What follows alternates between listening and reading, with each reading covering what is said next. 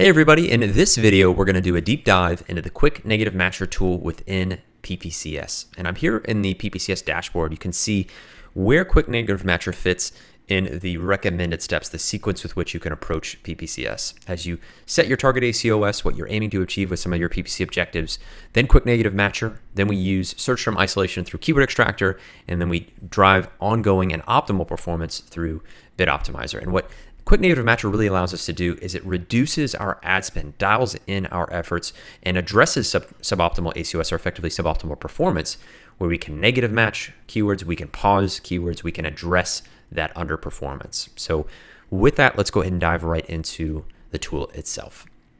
Here in Quick Negative Matcher, you'll notice and you'll see throughout PPCS, same intuitive dashboard and UI to more easily understand, review the data, and make some decisions. But let's start really at the top level here to understand how best to use this tool.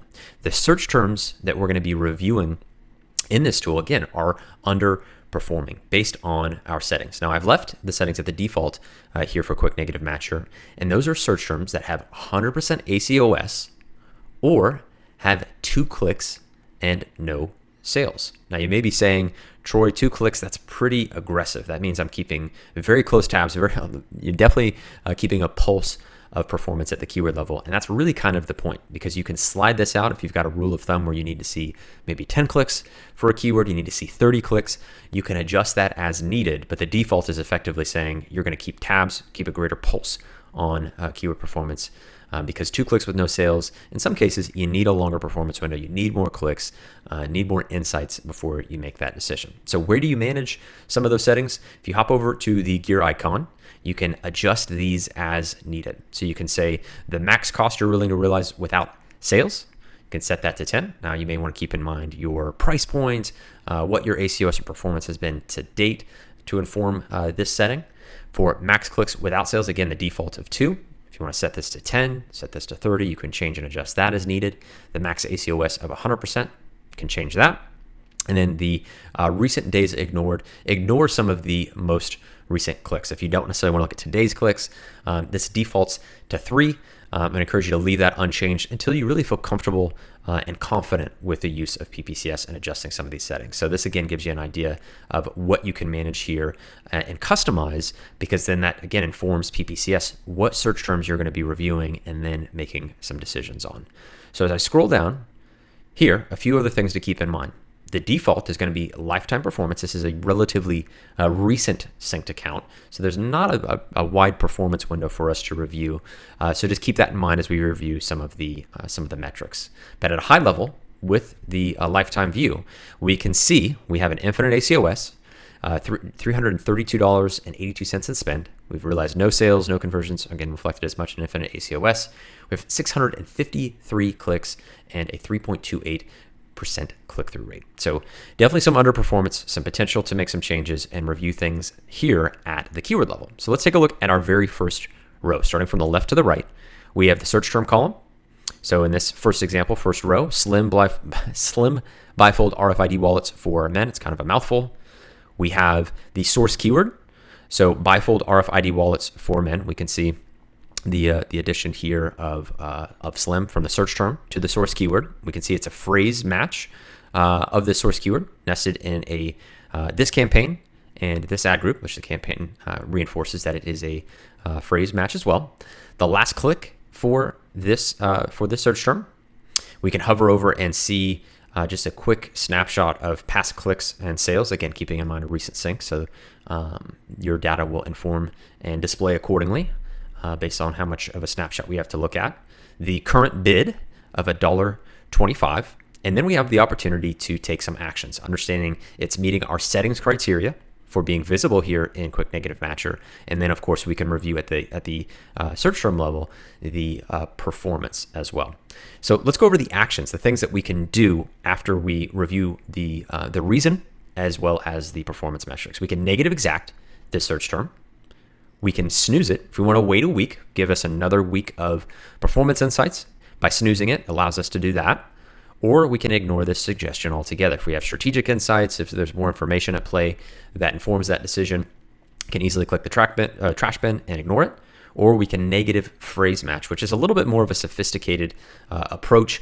Definitely would encourage you to feel comfortable again and confident with leveraging that, where negative exact might be more fitting based on your strategy and objectives.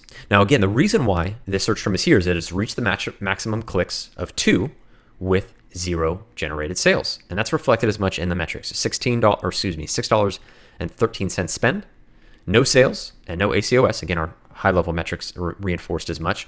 We have 6 clicks, so that's still quite small, but there may be some other things to keep in mind here. What is the price of our product to where if we realize the sale, do all of a sudden our ACOS hop up because now we have $20 in sales realized from a single conversion, and let's say it maybe only takes us $1 to do that.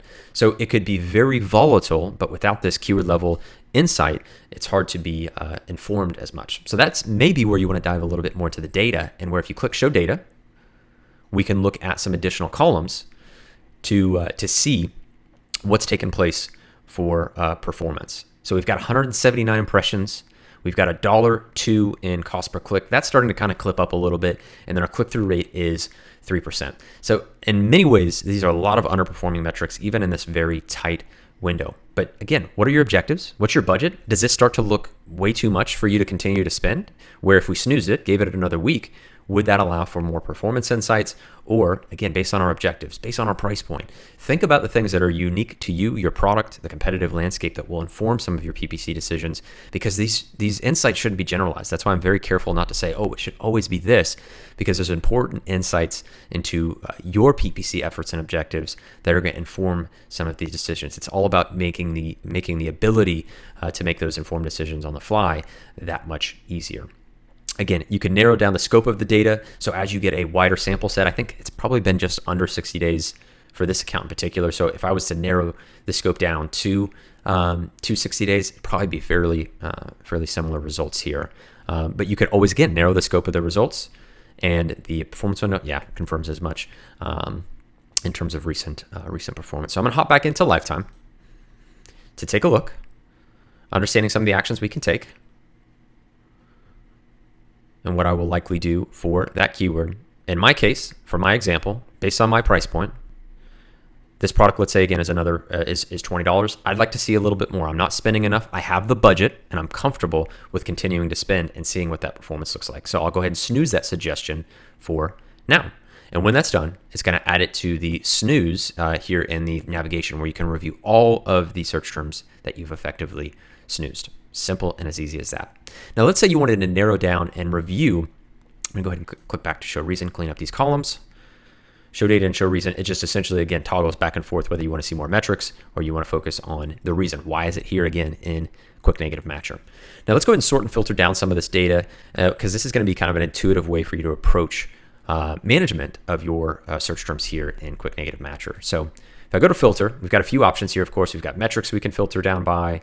We've got campaign types, keywords, and so on. But for me, I want to look at this campaign in particular. So if I pick campaign, click apply, I'm going to take a look at all of the search terms that are nested under the campaign that was in our first row example. Look at these first. And another way to, once you filter, to sort is looking at those search terms that are underperforming the most. Now, because I have no ACOS here, it's not an option for me in this case, but that would be an intuitive option. Simply by clicking this column, you can prioritize those search terms that are really straining your budget and really underperforming. Clicks is another way that you can look at it, again, because it implies, again, you have enough of a performance window to make some decisions and take some actions from there. But let's go ahead and say for this example, just to show you how quick and easy this is, I'm running into a case where it's getting closer maybe to my 10-click ratio. I can see here 573 in spend. If I want to look at a little bit more of the data to see, I've got just over 200 impressions. That's getting a little bit better. Cost per click is not too bad for me, but I'm ready to negative exact this. I'm not going to necessarily play any games. My budget's being strained, so it makes sense for me to do that.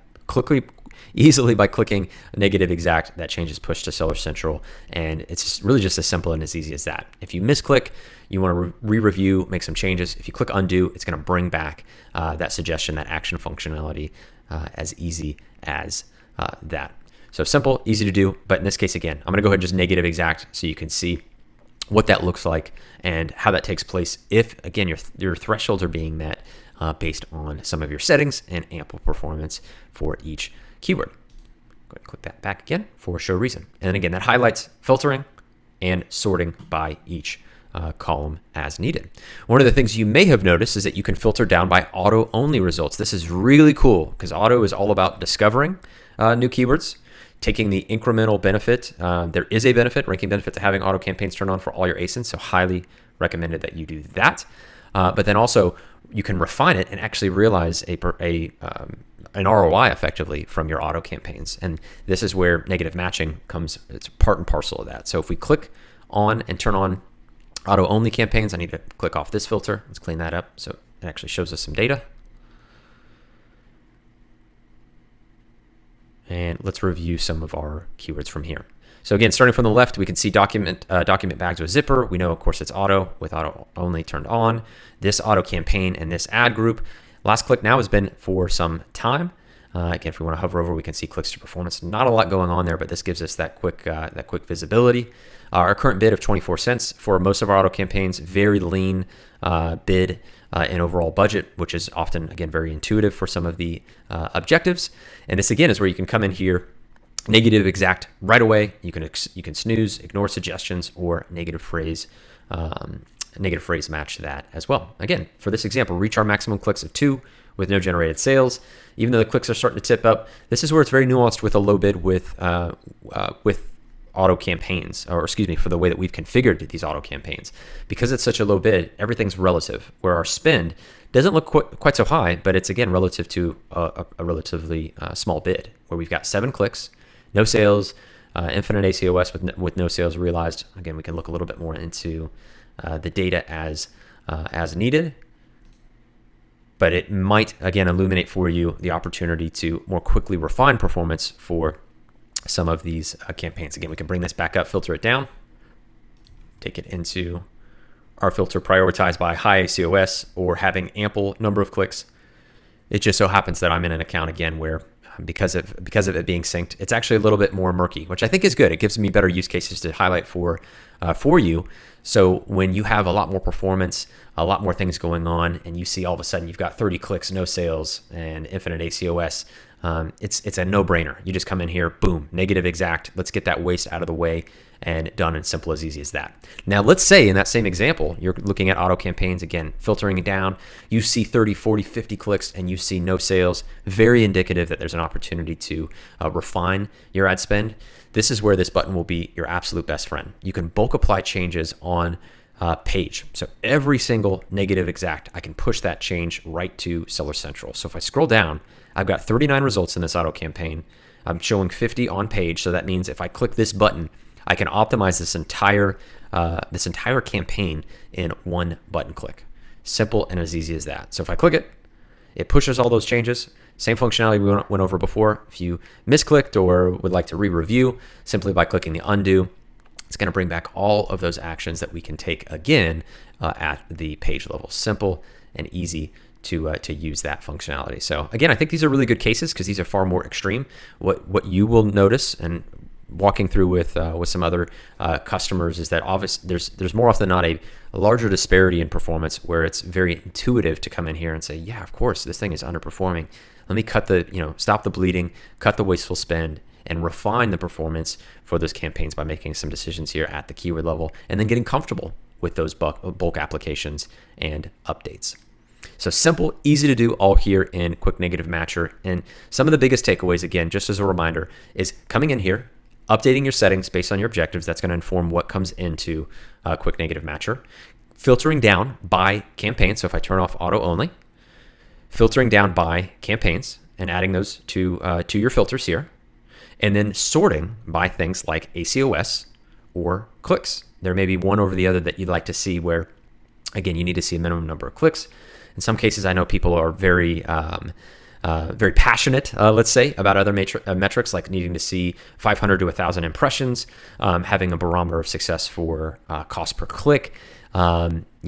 that really is, to be totally candid, is often preferential. But the whole point is that you have the access to this. You can use your rules of thumb and feel confident in making some of those decisions, even if, let's be honest, sometimes the thresholds are a little bit arbitrary, that ultimately you're informed and it's easy to review and make some decisions from there. So that, again, is kind of a really good look at Quick Negative Matcher itself. One of the other options you have here in Quick Negative Matcher to review suboptimal performance is the exact keyword pauser, where instead of negative matching keywords, we're pausing keywords that have the exact match type. Same intuitive dashboard and layout here, but let's go ahead and walk through what this looks like. So starting from the left, we have the exact match keyword. So this keyword in particular, nested under this campaign and ad group. We can pause this keyword, again, with the same reason visibility here, that it's reached the maximum of 100% ACOS. We can snooze to wait for another week of performance insights, or we can ignore this suggestion altogether. But if we dive into the data a little bit more, we can see we've got just under $50 in sales with just under $85 in spend, 183 clicks, lifetime ACOS of 169%. And our ACOS since the last change is infinite. So of course our sales since last change is essentially nil or zero. And our spend since last change is $22.14. Pretty underperforming keyword with an opportunity to make some decisions on next steps. Same functionality here where you're able to show data, dive in a little bit more if you want to review things like impression data, cost per click, and so on. But for this first example, I'm pretty confident that something needs to take place with this keyword for it to realize better performance. And this is where pausing it is a really simple and easy update to make here. And we can do it again for each subsequent row, each subsequent keyword based on their performance. An intuitive sort and filter option here again is to look at a specific campaign. So if we want to bring that over and filter down by it, we could do that here. And then sort by lifetime ACOS. Essentially, how is that performing? If that's my barometer of success, how are these exact match keywords performing, and making some decisions from there. Same functionality here where because it's underperforming, ready to make a change, we can push it. We can undo it if we want to re-review it. And you can do this both in a bulk fashion for all changes on page, or undo those if you misclick. Again, we want to re-review. But with this being exact match focused, it's a bit more strategic, right? We're not looking at phrase, we're not looking at broad. These are keywords that we really want to drive optimal performance for. The ROI is such an important piece of the equation to where if they're genuinely underperforming, a more drastic measure like negative matching may not apply. But like I said, for this, it's pausing. Two different strategic approaches based on the match type and based on some of your objectives. And with being able to pull the trigger on both, you can leverage this functionality, right? And ensure if there is major bleeding. Obviously, this example, it's getting pretty close. It's starting to really underperform where it's wasteful spend, and I may not have the budget to continue this type of activity. Where pausing it makes sense. But again, this is important for you to review your keywords, understand your strategic approach. What are you doing organically alongside some of your paid efforts? Are you running promotions? Is this keyword in your mini chat flows? Thinking about some of those things as you review, and then utilize pausing as needed. Now you're able to review and navigate to all the negative keywords that you have deemed right here in the navigation. So once this pulls up, you're going to be able to see each and every negative keyword. Right here, if we take a look at that first row, the match type, the campaign and ad group that it's nested under, and when it was added as a negative. And you can remove or effectively archive that in Seller Central here in this view. Now, I have the toggle on for excluding isolation keywords. If you use Keyword Extractor and create isolated keywords or search term isolation, that type of functionality, you can actually toggle this back and forth in terms of the view of those keywords in your all negative keywords view. So that's an option that you have when it comes to kind of cleaning up, viewing some of the data here as well. And there's a pretty good amount of negative keywords here. So it's also a good option to filter. You've got a few options here to clean up the data, review campaign specific insights, and so on. But making sure that you're staying pretty tapped into that. So if I scroll down, yeah, I've got 3,299 results. So of course you can increase on page, you can filter, really sort this to clean it up based on how you'd like to view some of this data as well. And then, of course, we've got the snoozed suggestions you can review. and those that you have decided to decline or ignore. So I don't think I have very many here in this view that have been snoozed, but this is an option, again, as you start to build out making those decisions. You can always refer back to these as well and make some changes. So as that pulls that up for no ignored suggestions. Just real quick, coming back into snooze suggestions, when this pulls back up, you can remove, you'll see a countdown, because as I mentioned, we showcased, it's a 7-day snooze window. So it'll give you kind of the expiration of that 7 days, kind of a countdown where you can delete it and remove that snooze suggestion and bring that back into your view, just as easy as that. So again, using filtering, really cleaning up this data. Thankfully, this account isn't too messy for me, but it's very intuitive to think about, okay, campaign specific and then pain points based on my objectives, ACOS and the like, and then making some of your decisions in Quick Negative Matcher, exact keyword pauser with that in mind. But I think this really serves as a solid deep dive for you to start getting your hands dirty, getting into PPCS, reviewing Quick Negative Matcher, reviewing your performance, configuring your settings, and then really letting it inform some of the decisions. By really filtering with your settings in mind, it's going to make the decisions just that much easier, because it's a pass fail. It becomes more black and white, where some of the examples we took a look at, again, were kind of gray. I needed to know my product, I needed to know my sales price, how that reflected ACOS, and so on. But you're acutely aware of your product, you know what some of your objectives are, your budget is, and that's really what should dictate the settings you configure in Quick Negative Matcher to make the most of your PPC efforts. Because some people are just going to I want to rank, so I'm going to be extra aggressive and I have the budget for that. And others are going to want to maybe penny pinch and be very budget conscious, and their settings will reflect that. So makes it not easy for me to generalize suggestions, but that's where, again, bring some of your comments, your feedbacks into FBI Kings, our Facebook group. Would love to support you in leveraging these features.